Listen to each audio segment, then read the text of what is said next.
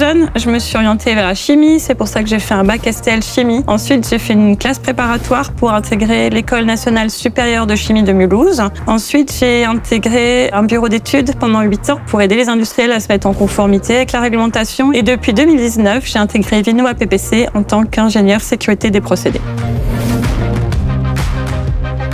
C'est de m'assurer que les risques industriels majeurs, à savoir le risque toxique, le risque incendie et le risque explosion, sont maîtrisés, c'est-à-dire qu'on n'impacte pas les riverains à l'extérieur du site. Je pilote des analyses de risques en équipe pluridisciplinaire et ensemble, nous définissons des mesures de maîtrise des risques afin de réduire la probabilité et la gravité des accidents sur le site. Ma seconde mission, c'est de m'assurer de la conformité réglementaire du site par rapport à la réglementation des installations cassées en matière de risque industriel.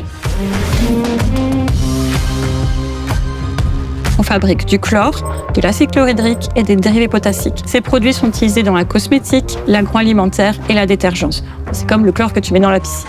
Le deuxième secteur, c'est le secteur de fabrication du brome et des produits organiques bromés. Ces produits sont utilisés comme intermédiaires dans l'industrie pharmaceutique et tu peux les retrouver dans les médicaments que tu achètes en pharmacie. C'est être impliqué dans les projets et les modifications, puisqu'il faut qu'on s'assure qu'ils soient compatibles avec notre étude de danger. Par ailleurs, j'aime travailler en équipe avec différents corps de métier, c'est très enrichissant. Et enfin, la diversité des tâches qui me sont confiées. Tous les jours, ça change et il y a toujours des choses à mettre en place. Et pour finir, j'aime travailler dans un univers industriel, certes très masculin, mais il y a de plus en plus de filles qui y travaillent. Donc les filles, je compte sur vous.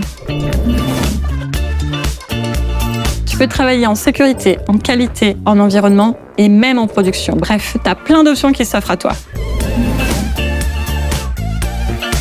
Le premier, d'être curieux. Il faut se poser des questions pour comprendre comment le procédé fonctionne, notamment en analyse des risques. Il n'y a pas de mauvaises questions. Mon deuxième conseil, c'est la rigueur. Il faut être méthodique et appliqué quand on travaille en sécurité des procédés.